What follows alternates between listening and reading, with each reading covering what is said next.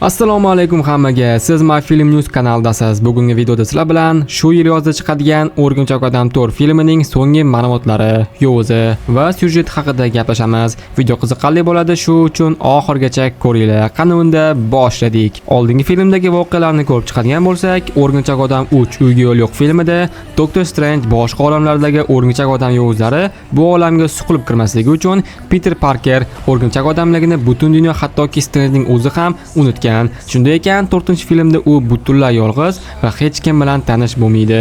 May xolasi o'lgan bo'ladi. Qatozkorlardan hech kim uni tanimaydi. Yoshlikdan katta bo'lgan do'sti ham, sevgilisi ham uni esdan chiqargan. Bu film nomi bilan Yangi kun. Bunda Peter xuddi Tobey Maguiredek o'z hayotini bir o'zi boshlaydi va film voqealari bu safar maktabda emas, universitetda bo'lib o'tadi. Universitetda komikslarda ko'rsatilgan yangi qahramonlar ham ko'rsatiladi va biz Gwen Stacy'ni ham ko'ramiz. Uni rolini G'alati Nasra serialdan sizga tanish bo'lgan aktrisa Sadie Sink ijro etmoqda va aytishdan chiqib qopti. O'rgimchak odam 4 Yangi kun filmi 2026-yilning 31-iyuldan boshlab kinoteatrlarda premyera qilinishni boshlaydi va bilgan bo'lsanglar, filmning treyleri internetga tarqab ketdi. Ya'ni o'sha The Expodagi va boshqa bir joylardan ham yozib olingan treyler chiqdi. Treylerda Scorpion ko'rsatildi. To'liq kostyum holatida jazolovchi personaji ham ko'rinish berdi. U filmda O'rgimchak odam bilan birga ishlaydi. Bruce Bannerni ham ko'ramiz. Peter va MJ ziyofatda bo'lishlarini ham ko'rdim va MJ boshqa bir yigit bilan o'pishmoqchi bo'ladi. Bu sahna menga Tobey Maguirening MJ boshqasi bilan bo'lgandagi hissiyotini berdi va shu sahnadan Peter yuzini o'girib oladi va treylerda yana bizga Peter, Ned va MJni yashirincha kuzatib yurganini ham ko'rsatishdi va MJ bilan Peter suhbatida MJ sizning do'stona qo'shningizman deydi. Bu gap albatta yaqinda chiqqan sizning do'stona qo'shningiz O'rgimchak odam multserialga belgi. Multfilm shunchaki dahshat bo'lib chiqqan va IMDb reytingni ham ancha baland bal olgan. Agar qiziq bo'lsa, kanalda video ham chiqaraman. Davom etamiz. O'rgimchak odam 4 filmida Peter Parker tushkunlikka tushib qoladi. Tobey Maguire Spider-Man'da bo'lganidek holat bo'ladi. Ya'ni esasanglar, ikkinchi qismda Tobey ijrosidagi Peterda g'alati holat bo'ladi. Ya'ni to'g'ri chiqmaydi, kuchlar ketib qoladi.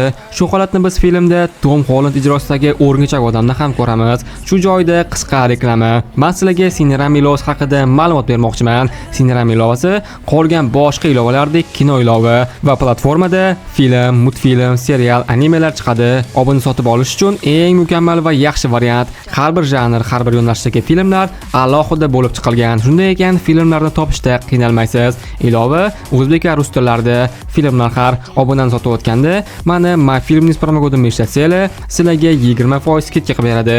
O'rgimchak odamning barcha qismlarini ham o'zbek rus tillarida yuqori sifatda Cinema ilovasidan ko'rsanglar bo'ladi. Hozir hamma kommentariyaga filmni qayerdan topsam bo'ladi, qayerdan ko'rsam bo'ladi deb yozishadi.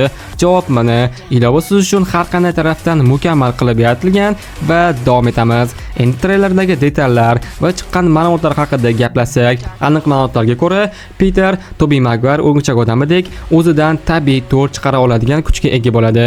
Shunday ekan, u yanada kuchayadi. Bu tabiiy kuchga aylangach, Peterga hech qanday to'r o'tadigan moslama yoki kostyum kerak bo'lmaydi. Bu ishda aniq Bruce Banner qatnashadi, chunki treylerda Bruce Peter bilan gen mutatsiyasi haqida gaplashdi. Unga ko'ra, Peter hali o'sadi va kattalashadi. Shunda uni genidagi xromosomalar mutatsiyaga uchrab, yangi qobiliyatlar paydo bo'ladi yoki borlari kuchayadi. Masalan, unda jismoniy kuch, sezgilar kuchayishi kuzatiladi va tabiiy to'r o'ta oladigan bo'ladi. Bruce Banner Hulk'ga kelsak, bu filmdan keyin u Jahon urushi Hulk filmiga tayyor bo'ladi. O'rgimchak odam 4 filmida Bruce Banner yana odamlarni o'ldirib, o'zining eski vahshiy ko'rinishiga qaytadi. Tanasi uning adabini bergani uchun u o'z ustida gamma nurlari, genlar, mutatsiyalar bilan ishlab, o'zining eski vahshiy ko'rinishi va kuchidan ham kuchliroq bo'lib ketadi. Shunda unga qarshi jazolovchi va O'rgimchak odam qarshi chiqishadi va filmda Sadie Sink borligini ham unutmasligimiz kerak. U katta ehtimol va почти 100% Gwen Stacy rolda bo'ladi. Ya'ni o'sha O'rgimchak odam olamlar aro multfilmdagi Gwen Stacy oq O'rgimchak odam rolida. Jahon urushi Hulk'da bu World War Hulk komiksiga asoslangan film bo'ladi va aniq suratga olinadi. Bu komiks juda ham mashhur bo'lib, unda Hulk Doktor Strange tomonidan yerdan surgun qilinadi, chunki u juda ham kuchayib, boshqarib bo'lmas maxluqqa aylanadi.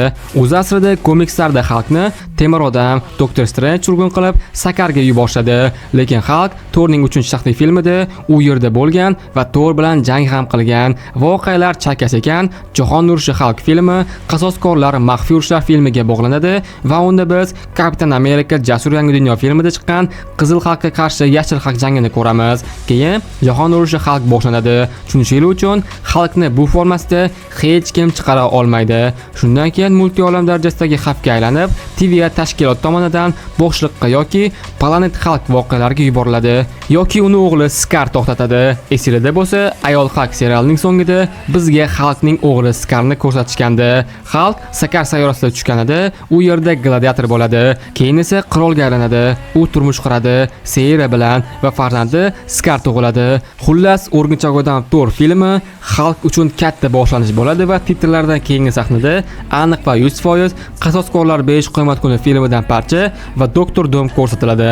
Hozircha ma'lumotlarni bor shu va agar qiziq bo'lsa, yana shu Marvel mavzusida videolar chiqaraman. Bugungi videoda sizlar bilan O'rgimchak odam Thor voqealari, syujeti va kelajakdagi loyihalarga ta'siri haqida gaplashdik va video haqida va Marvel filmlari haqida savollar bo'lsa, kommentariy ochiq bemalol savollarni bersanglar bo'ladi.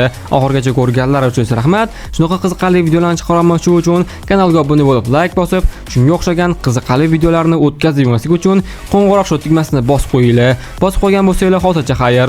Keyingi shunga o'xshagan qiziqarli videolarda ko'rishguncha.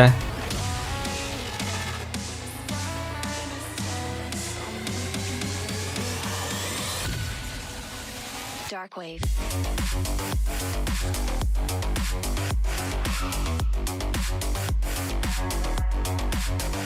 Break it down.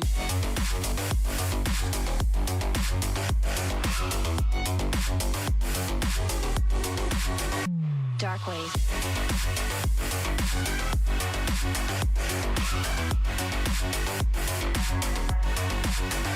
Break it down.